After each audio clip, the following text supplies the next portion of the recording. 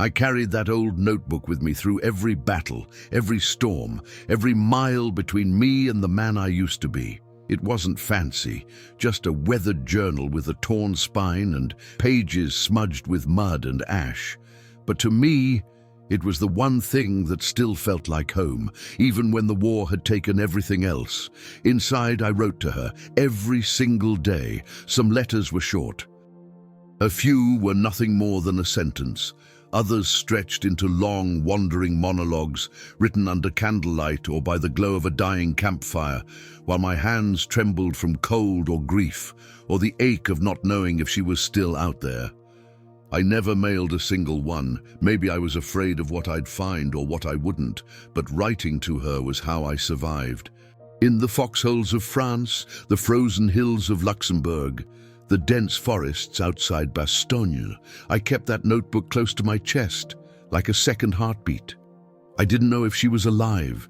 I didn't know if she was waiting. I didn't know if she still remembered the boy who used to sit with her on the porch in Georgia, drinking lemonade and talking about dreams bigger than our hometown.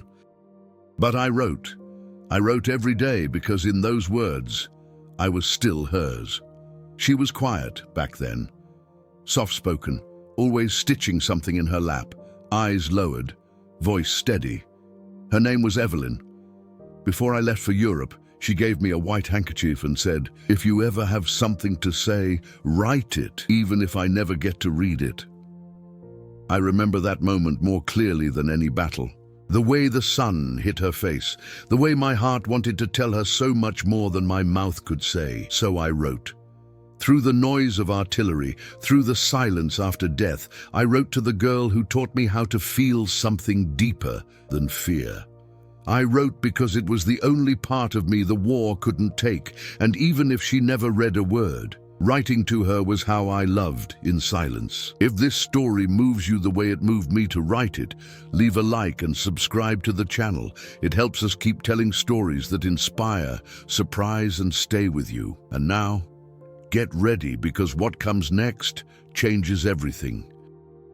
I left on a hot June afternoon in 1944, the kind of southern heat that sticks to your skin and settles in your bones, when everything feels too still, too bright, like the world knows something is about to change. The bus pulled away from the station in Macon, Georgia, and all I could think about was her, Evelyn, standing there on the platform in that light blue dress she made herself, the one with tiny white buttons down the front, holding her hat against the wind like she wasn't ready to let go. She didn't cry. She never cried. But I did, though not then, not while she could see. I waited until that first night in basic training, when the laughter of strangers filled the dark barracks, and the mattress under my back felt harder than the rifle they gave me. That's when I opened the notebook, the one I brought with no real plan, the one she didn't know existed. I turned to the first page and wrote, "We left today. My feet hurt. My heart hurts more. But somehow, you still feel close." I didn't know it then, but I'd write every day after that. Not because I had something profound to say, not because I thought she was waiting, but because those words were the only thing keeping me from falling apart. Writing to her was my way of coming home, even when I was surrounded by men who'd stopped believing in anything but orders. Before I left, she handed me that white handkerchief with a tiny blue flower stitched into the corner and said softly, like everything she ever said, "If you ever feel like you need to speak, write, even if I never get to read it." And then she smiled, that quiet smile that made me want to stay more than any fear ever made me want to run. Evelyn wasn't like the other girls. She didn't fill space with words. She listened, really listened. And when she looked at you, you felt like she could see all the parts of you you didn't show the world. I carried that with me. In my duffel, I had photos of my parents, a pocket Bible, a half-empty tin of Lucky Strikes, but nothing meant more than that little notebook. And every night, even if it was just a line or two, I wrote. Sometimes, when the lights were out and the other boys talked about what they'd do after the war, about girls in New York, about driving Route 66, I'd lie there with my hands folded over my chest and picture her, Not in the future, just still there, still home. The first weeks of training blurred together. Push-ups, shouting, sweat soaking into khaki uniforms, sand in every crease of your skin. But no matter how tired I was, I'd find a moment to write. Even if it was scratched out with the stub of a pencil, even if I had to steal paper from inside a ration box, even if I had to hide it in my boot so it wouldn't get soaked. Writing to her gave shape to the days. When I wrote, I remembered who I was, before the war asked me to forget. When I wrote, she was near. I remember one letter from that first month that simply said, "I heard a robin today just before dawn. It reminded me of you. You always loved that sound." No one knew about the notebook, not my bunkmates, not my commanding officer. It wasn't that I was hiding it, I just didn't want to share something that sacred. Writing to her was mine. It was the one thing the army didn't issue or control. It didn't matter if the world around me was changing fast. If boys were shipping out, if my hands were blistered and raw, I had her in ink. In one letter I remember writing, "They say the war is picking up, that we'll be sent out soon. I try not to be afraid. I think about your voice when you read aloud. That calms me more than any prayer." And it was true. Her memory was a kind of prayer. I don't know when I stopped worrying whether she'd moved on, or married someone else, or forgotten the sound of my name. I think it happened slowly in between the pages. The notebook wasn't about answers. It was about staying human, staying tethered, and every letter was a small rebellion against the noise, a soft voice in a world full of shouting. I still remember the last night before we shipped out. The barracks were silent, except for the shuffling of boots and the slow sighs of boys pretending to sleep. I sat by the window looking out at nothing and wrote one more time. "Tomorrow I go where they send me. But tonight I am still yours, always yours." I don't remember exactly when the days started blending together, when sunrise stopped meaning hope and became just another way to measure time. What I do remember is that no matter where we were, Normandy, the Ardennes, the edge of a ruined French village, my hands always found a way to write. The pages were torn, wrinkled, smeared. Some words bled from the rain. Some were written over mud stains, others scrawled on the back of supply invoices, ration cards, or scraps torn from the margins of army field maps. I wrote with charcoal from burned-out barns, with dull pencils traded for cigarettes, with ink I'd steal from officers' desks when they weren't looking. And when there was nothing else, I dipped the point of a nail into my own blood and kept writing. Every letter began the same way. "Dear Evelyn," always. As if saying her name first was a way to anchor myself to something that still felt real. There were days when I filled whole pages telling her about the weather, the food, the way the light fell on the frost-covered helmets of boys too young to be here. And there were days I wrote just one line, "I'm still alive." Some nights, that's all I could manage before my body gave out or before the shelling started again. No one knew about the notebook. I didn't need them to. It wasn't for them. It wasn't even just for her. It was for the boy I used to be, the one who used to sit barefoot on his front porch in Georgia, watching the fireflies blink across the dark like Morse code sent from the stars. I remember one afternoon in Belgium. We'd just survived a week of fighting in the woods, our boots frozen stiff, our hands cracked and red from the cold. I was sitting by a pile of rubble, chewing on stale bread and thinking about how quiet everything had gotten now that the shooting had stopped. I pulled the notebook from inside my coat and wrote, "I dreamed last night that you were beside me. We weren't doing anything, just breathing the same air. I woke up before you looked at me, but I think you were smiling." There were times I wasn't sure why I kept writing. I didn't know if Evelyn was still in Macon, or if she'd met someone else, or if the war had erased me from her world the same way it had erased so many of ours.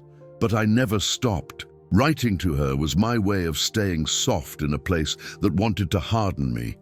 It was how I remembered I still had a heart, even when I couldn't feel it beating. Once in a bombed-out farmhouse in France.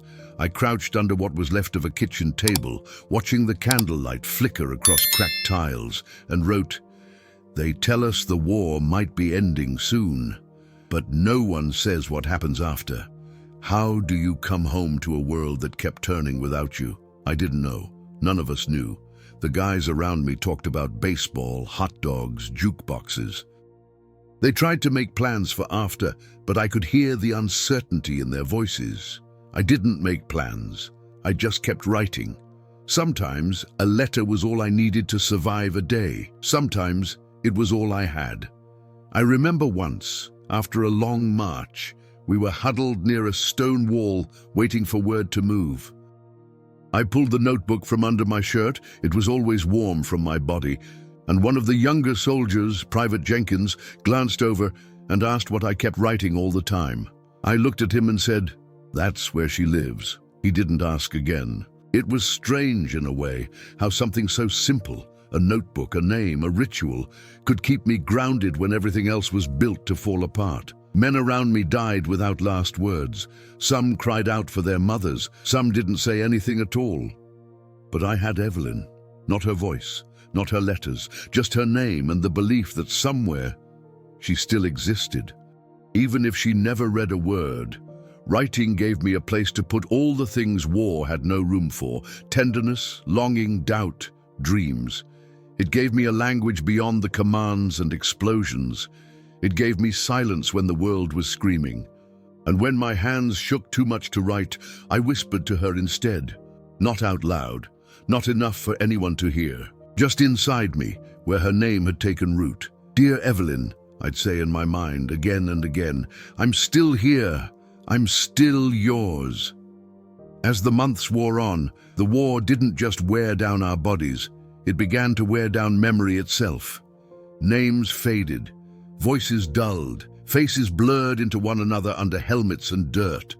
And somewhere in that fog, I started asking myself the one question I'd been too afraid to ask since the day I left Georgia. Was Evelyn still out there? The question didn't arrive all at once. It crept in slowly, like the damp cold in the foxholes. At first, it was just a whisper. Easy to brush away when I was busy marching or digging or holding pressure on a wounded friend's side. But when the silence came, when the shelling paused and the stars returned, and I was left alone with my thoughts and my notebook, that whisper became louder. It filled the spaces between words. I still wrote to her every day. I still began each letter the same way, "Dear Evelyn," as if saying her name could protect me from doubt. But even as I wrote, part of me wondered, was I writing to a memory? To a version of her that only lived in my head now? Had the war changed her as much as it had changed me? Had she forgotten me entirely? I had no letters from her. I never expected any. How could I, when I never sent mine? But in the quiet moments, when the snow covered everything and the only sound was the crunch of boots in the distance, I wondered if maybe she had stopped waiting. Or worse, if something had happened to her, something no one would ever tell me. That fear dug deeper than any wound. One night in Alsace, after we'd taken a small town and were sleeping in the remains of a church, a young soldier named Harris asked me why I was always reading the same book. I looked up from my notebook, surprised that someone had noticed. I hesitated, then said quietly, "Because that's where she still lives." He nodded, said nothing, and went back to his blanket. I think he understood more than I gave him credit for. Still, the questions didn't go away. I started to dream of her less. Or when I did, she was always walking away, always just out of reach. Once I dreamed I saw her across a field, standing in a yellow dress, holding my letters in her hands. But when I ran toward her, the wind scattered them like leaves, and she disappeared into the light. It's strange what war does to the heart. You fight to stay alive, but you also fight not to forget who you were before. And Evelyn, writing to her, was the thread that kept me tied to that version of myself. But even threads fray over time. Sometimes I'd stare at the notebook for hours without writing, just stare. as if waiting for her voice to come through the paper, as if somehow, if I listened hard enough, she'd speak back. She never did. But I kept writing anyway. I wrote about the little things, how the snow felt softer than I remembered, how one of the guys had broken down crying over a photo of his kid, how I missed the smell of honeysuckle in late spring. I wrote about the day I saw a French woman sweep broken glass from the steps of her bakery with the same care my mother used to sweep our porch. I wrote about how I missed the sound of screen doors slamming in the summer, but I also wrote about the silence, the wait, the ache. There was a letter I wrote, I remember it clearly, where I said, "I don't know if you're still waiting. I don't know if you still say my name in your head. I don't know if you ever did, but writing to you makes me believe in something softer than war." So I keep going. That line, it stayed with me. Even when I wasn't writing, I'd whisper it to myself like a vow. By then, I wasn't writing to Evelyn, the girl with the white handkerchief. I was writing to the memory of love, to the ghost of what could have been, to the idea that even in a world built to destroy, something delicate could still exist. I think maybe we all had something like that. Some of the guys talked to photos, others kept locks of hair, others scribbled down the same prayer every morning. We all needed something to hold on to. Mine was her name and that damn notebook that had more ink than hope by now. I don't know when the shift happened, when the writing stopped being about her and started being about me. About holding myself together, about not vanishing into the uniform and the numbers and the noise. But it happened, and once it did, I knew I couldn't stop, even if she'd moved on, even if she never read a word, even if she was gone.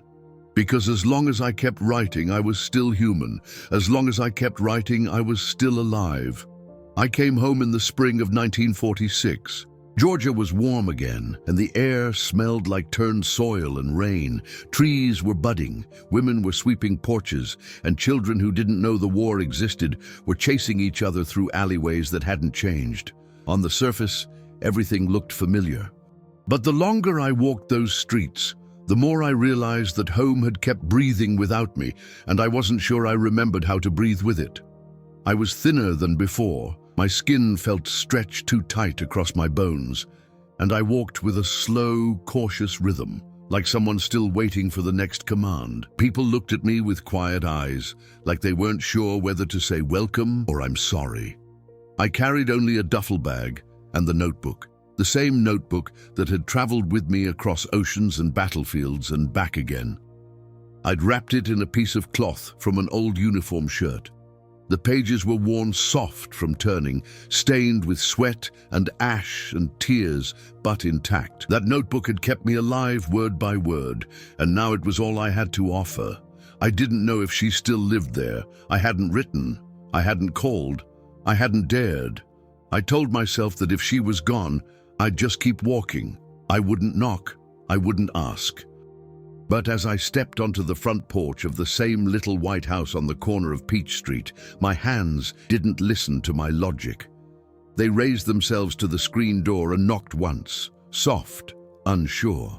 She opened it slowly, and there she was, older, yes, thinner. Her hair tied back, her eyes softer, but still the same eyes. She didn't smile, she didn't cry. She just looked at me, like I was both ghost and memory and stranger, and brought one hand up to her chest, pressing it over her heart like she was steadying it. I didn't move. I didn't reach for her. I didn't speak. I just pulled the notebook from my bag, unwrapped it carefully like something sacred, and held it out to her. "I wrote to you every day," I said quietly. "Even when I didn't know if you were alive. Even when I wasn't sure if I was." She took it like it might fall apart in her hands. She looked down at it, ran her fingers gently along the frayed edge of the cover, then looked back at me, not with tears, not with anger, just presence, like she'd known this day would come and had simply been waiting for me to arrive in my own time. She stepped back and opened the door wider. I followed her into the house. Everything smelled faintly of lavender and dust. The same curtains hung in the windows. The same photos lined the shelf above the fireplace. There was a needlepoint pillow on the couch that said "Welcome Home" in faded thread. I couldn't tell if it had been there before or if she'd made it sometime after I left, hoping one day it would mean something. She lit a candle, not because she had to, but because I think she wanted to create silence the way churches do.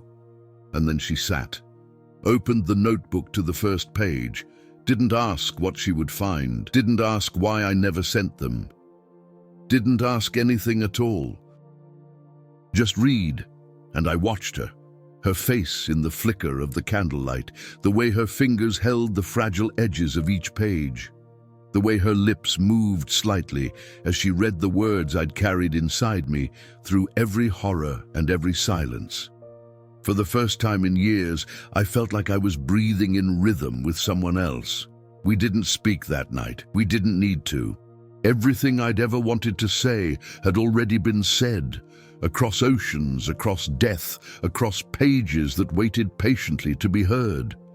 She read for a long time, and I sat beside her, still, steady, tired in a way that sleep couldn't touch. And somewhere between the third and fourth letter, I closed my eyes, not because I was finished, but because I finally could. She read the notebook slowly, over weeks, maybe months. Not every night, not all at once, just a few pages at a time, like she was learning me all over again. Like she needed to live inside the rhythm of those words before she could decide what they meant. She never read aloud. I never asked her to.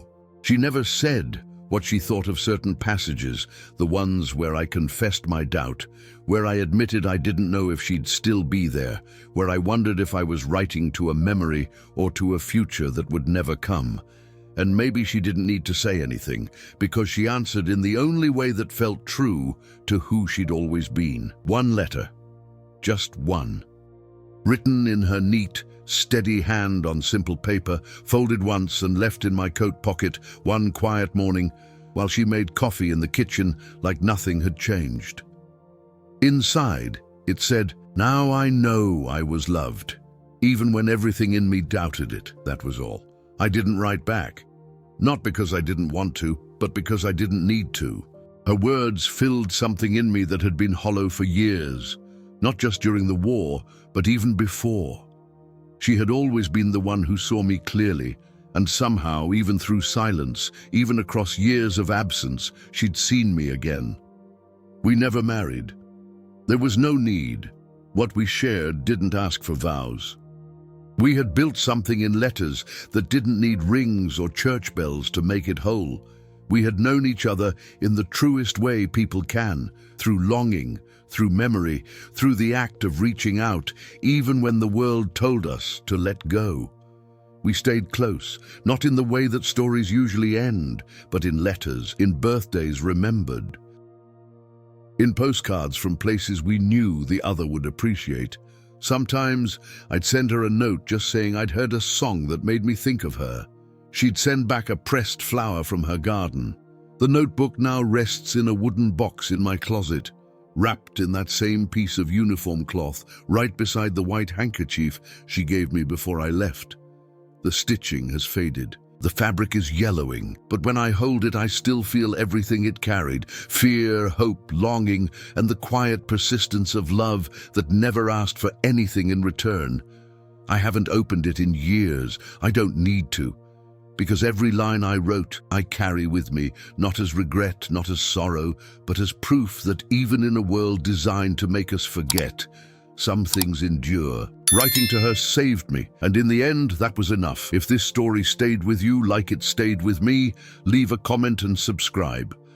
We share true stories every day, stories that heal, that move, and that remind us what it means to hold on.